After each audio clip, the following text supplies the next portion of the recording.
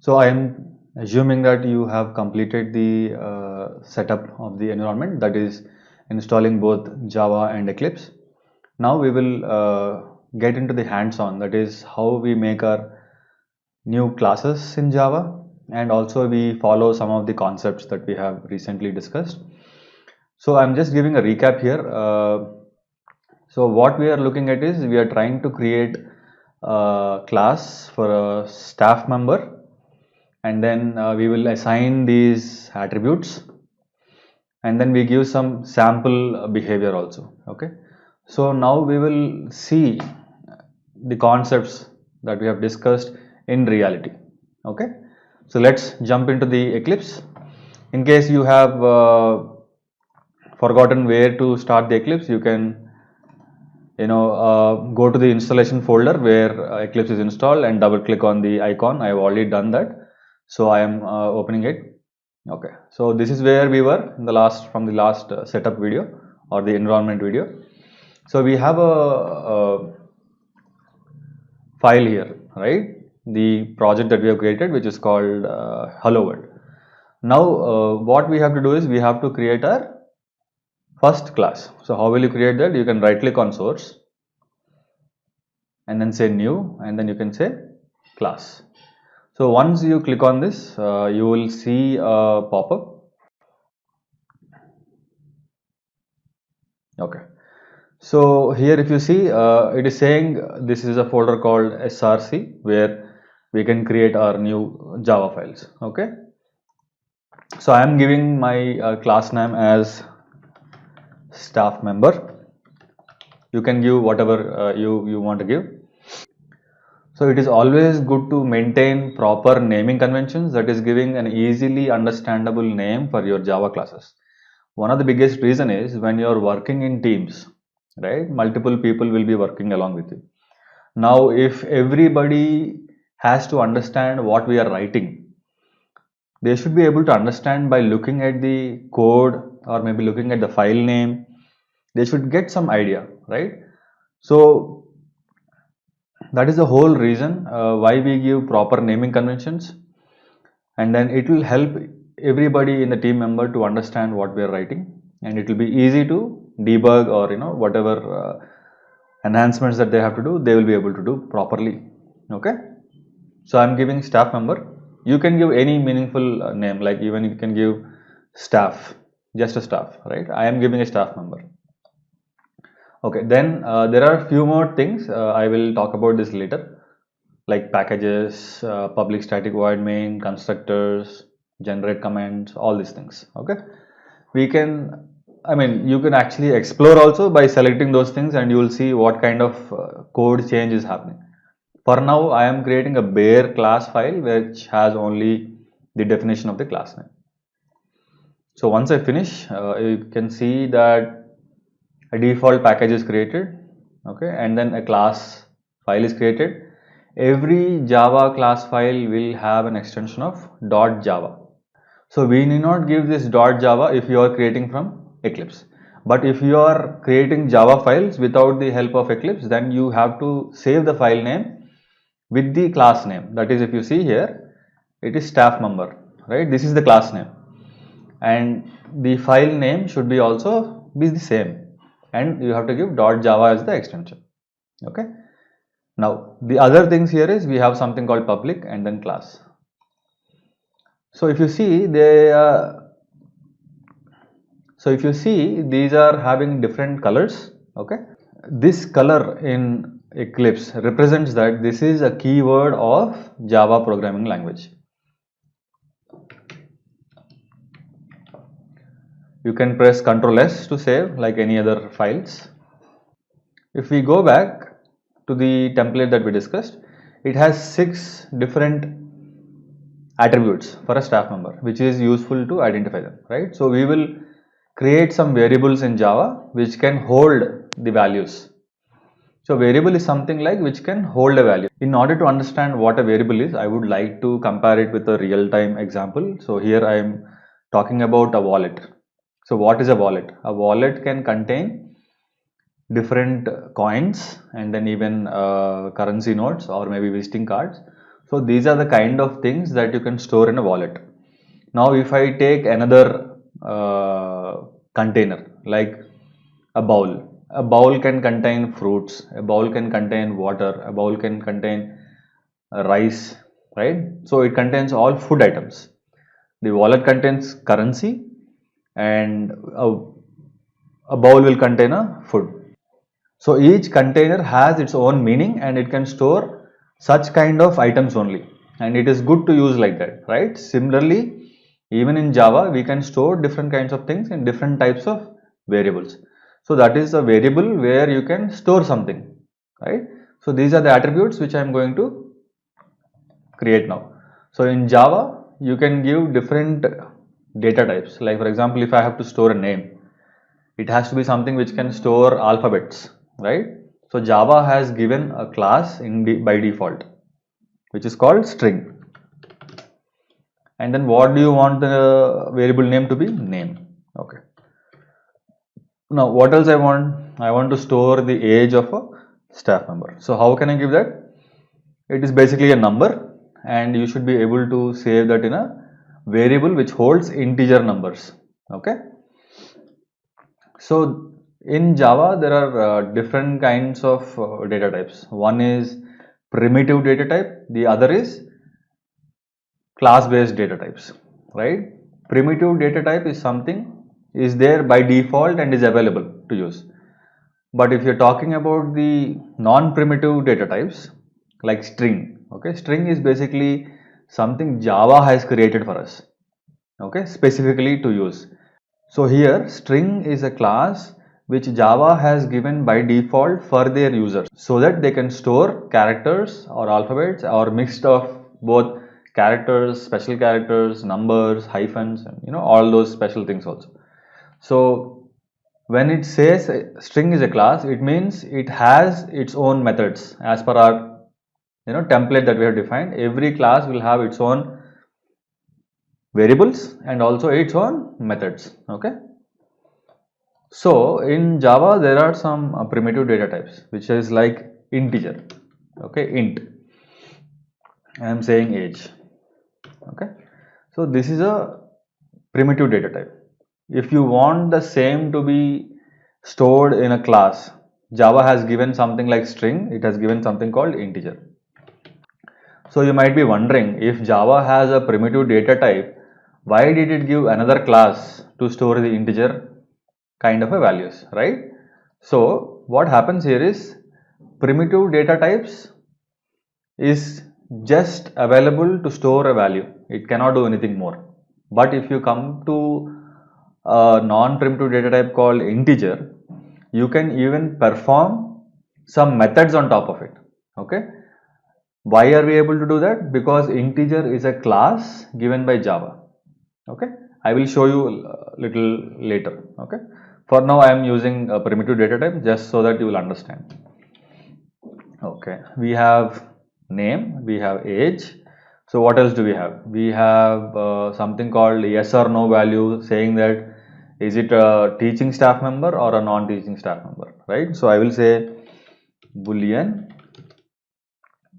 is teaching staff.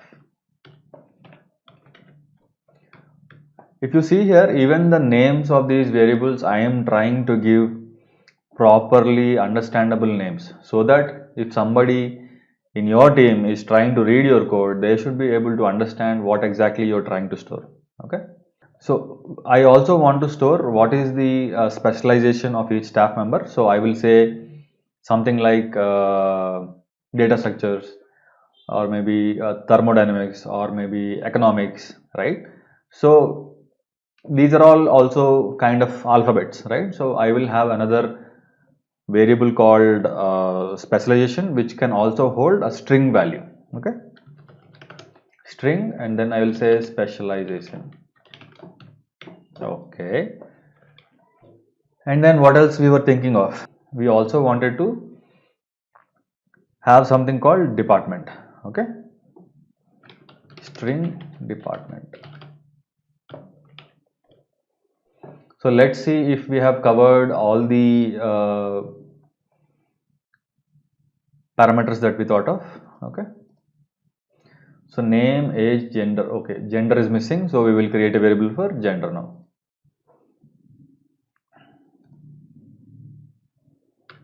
String gender. Okay, so now if you see here, we have created a class. Okay, sounds good. And then we have given some variables with different kinds of data types that it can store. Okay, sounds good. So what else is missing? So we should also have something called functions of a class. So now we will be declaring some functions in this class. Okay. So there is a specific syntax that you have to follow when you are declaring some methods, as we have for the variables in the class. If you see here, I am first giving a data type and then the variable name, and then I am closing it with a semicolon. So in Java, every single statement is ended with a semicolon. If it is not ended with semicolon, it will continue that the instruction is still there. Okay. Okay. So now I will show you some basic way of creating a method. So it's public void mentor.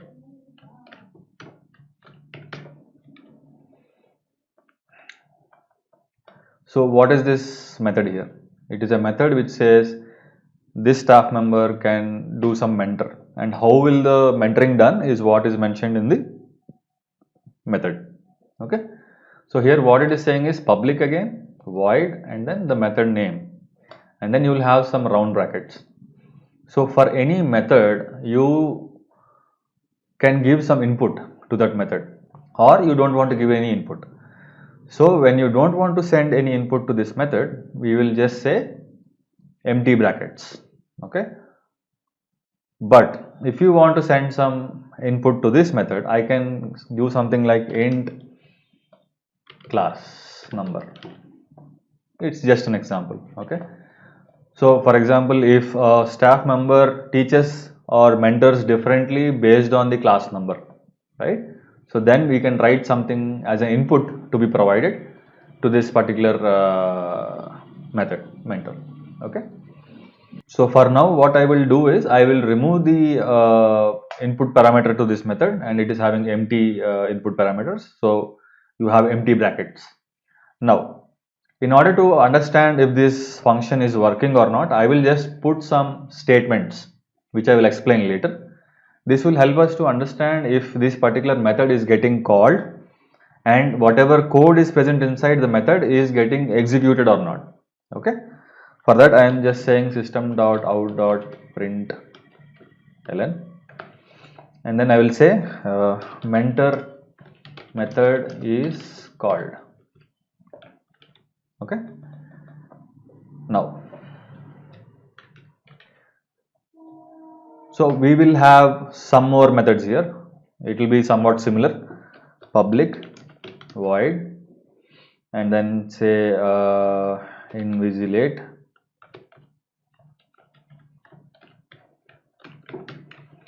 system.out.println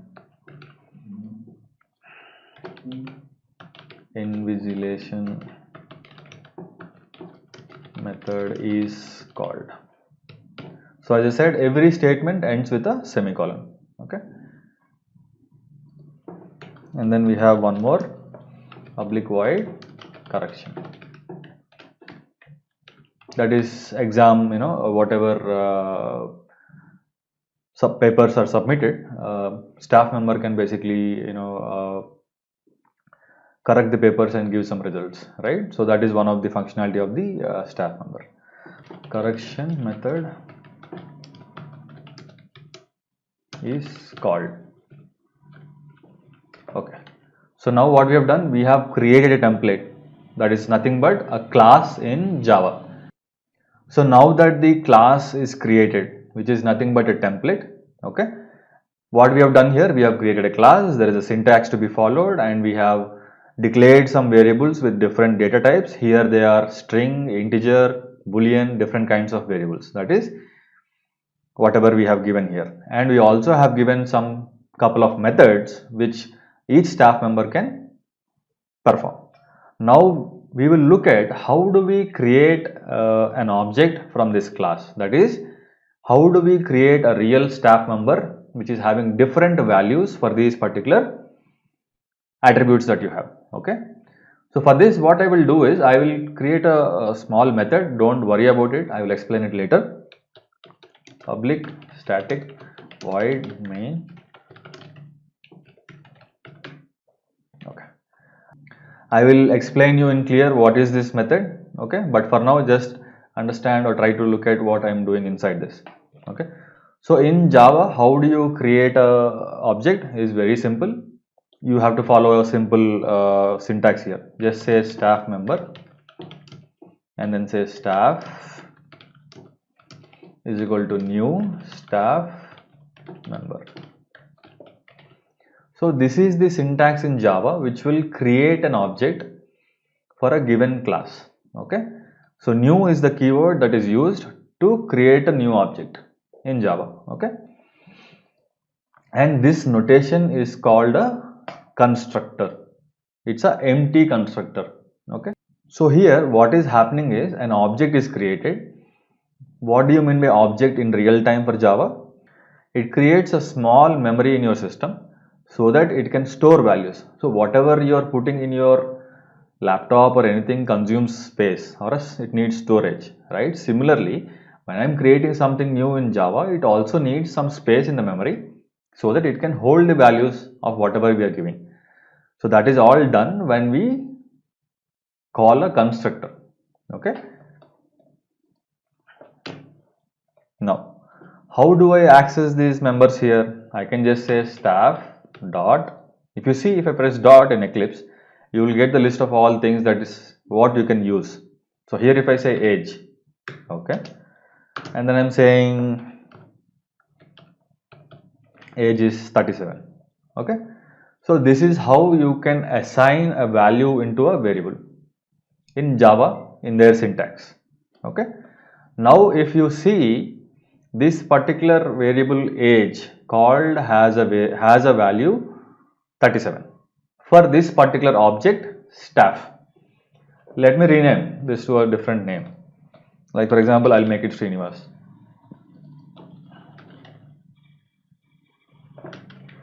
So if I want to create another staff member, I can create another one. Similarly, staff member Srini is equal to new staff member. Now this person might have different age. So what I will do, I will have Srini dot age is equal to 42. Okay. Now what has happened here, just try to understand. We have used the same class, okay, which is called staff member, but I have assigned different values for different objects. So there are two staff members here and each staff member has a different age. So let us now see if we try to find out if the value present in this age variable is exactly what we have given here or not. So how will you do that? You will say system.out println age of Srinivas is Srinivas.age. Do not worry about this syntax. I will explain you in detail. Just understand that system.out.println is helping us to print some value into the console. I will show you what is the console now. Okay. Of Srini. So here I will change the object here, which is Srini. Okay. So I made some basic template which is called staff member. I have added some members and I am trying to create objects, and then I have given different types of variables of different data types. Now I want to see if these objects really are storing those values or not. Okay, so let's see. So how will you do this in Java? You have to basically execute this program. Okay. Now one other important thing is, whenever you are writing a Java program, you have to actually compile the Java program. Only then you will be able to execute. But if you are working in a Eclipse IDE, the compilation is done automatically, and this compilation generates a file with .class extension. Okay. Now we will see how we can execute this Java program using Eclipse. So one little change that you have to do is you have to give something called two square brackets which represents an array. I will tell you what is an array in the next sessions. Okay. So I forgot to give this earlier. I have given this now, and then what you have to do is right click and then say run as, and then you will see something called Java application. So once you click on that, this is what you will see. It says age of Srinivas is 37, age of Srini is 42. So I think we are able to access the members of the Java class, and we are able to print the values. Now let us see if we can access other members and also call some of the methods, and then see what is happening. Okay. So I'll say Srinivas. And one other important thing is Java is case sensitive, so you should be very careful of how you write your variables or methods or anything, and when you're reusing it, you have to use the same case. Okay. So Srinivas dot department, I'm giving, for example, computer science, and then I'll have Srinivas dot is teaching staff is true. Okay. Let's do for another one. Srini dot department is cleaning. Srini dot is teaching staff is false. Okay, so I'm saying that the second staff member is not actually a teaching staff but a cleaning staff member. So I'm saying he is not a teaching staff by giving false. So when you're working with booleans, you can give values like only true or false. You cannot give anything else. So I've given true and false for different staff members. Now similarly, I can print the other variables also. So instead of that, what I will do is I will create another method here, which is like dot to string. So I will add one method here saying public void to string. So every Java class has a default method called toString, and it has a particular syntax. So you have to follow the same syntax. That is why we cannot give void here. It has to give string. And it says add return statement. It is showing you intuitive messages in Eclipse. So that is why people are so used to using the Eclipse IDE. It helps you a lot. So what we are trying to do here is I am basically returning nothing. Okay. So return is something which will help you to return a value from a method. That is, you can hold this value in another variable. I will show you in the next sessions. Okay. So for now, what I want to do is I want to just print whatever values are present in each of the members here. Okay. So what I will do,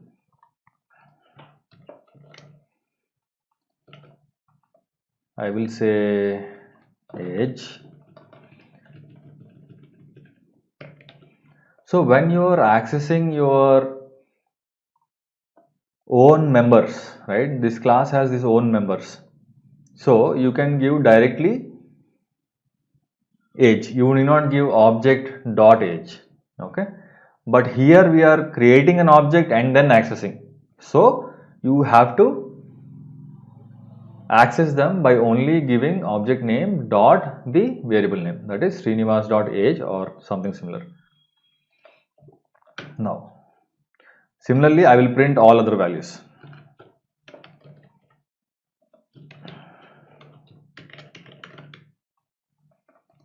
Name, department,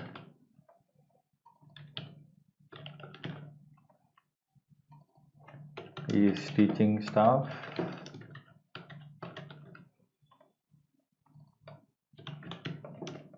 so there is another shortcut in Eclipse. When you are accessing any variables, you can type a little bit and then press Ctrl space bar in Windows so that it will fill you the remaining part. Like for example, if you see here, I just wrote is t and then I will press Control spacebar. You will see that it is showing you some list of possible values you can select by pressing enter. Now I will also say what is the gender.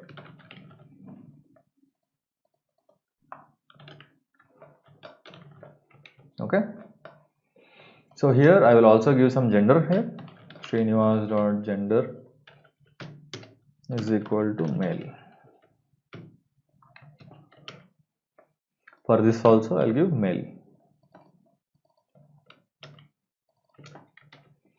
Okay, now instead of calling them individually, what I will do, I will just call the toString method. So how will you call or access a method in a class? Similar to how you are accessing your variables. You have to just say Srinivas.toString. Similarly, Srini.toString. That's it.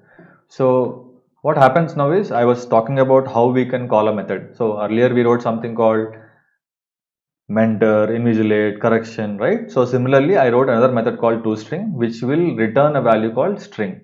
But for now, I'm not returning anything, which is just an empty thing. But in the method, I'm writing some code which will print the values for each object. Now let us run this and see how the output will be. Cool. So if you see here, it is given age is 37, name was not given, so it is coming as null. And then department is computer science, is teaching staff, yes, true, gender is male. Okay, again similarly I have other values of the another object which is Srini. Now I will give the name also. Srinivas.name is equal to Srinivas.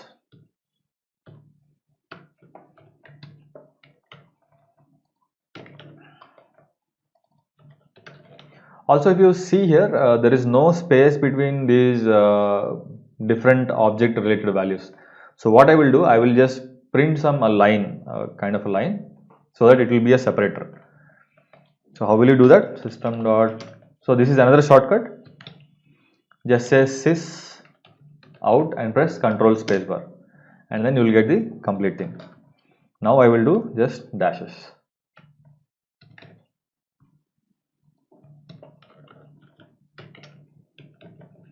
So now let us re-execute and see how it comes.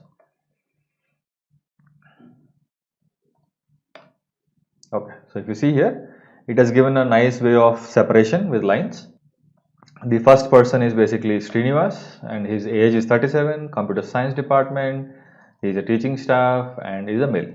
Similarly, the second person, which is Srini, okay, I gave Srini again, so I have to give Srini and then execute. So if you see here, it says Srinivas here and then Srini here. Age is different, department is different, everything else is different. It is basically same as what you have assigned. Okay. So this is how you basically create a class. You assign members, you call those members or you access those members by giving the object dot and the variable name. And you can call the methods also in a similar way by saying object dot method name. And the methods can take input parameters or need not take input parameters. Okay. So here is the basic example. Now in the next video, we will dive deep and understand what are the other things which I said I will teach in the next sessions, right? Some of the things which is very much important to know when you are working with Java. Now, if you don't want to miss any new videos that I am creating, right? I would request you to basically subscribe to the channel and then hit that bell icon so that you will receive those videos whenever a new video has been released. Okay, thank you so much for watching.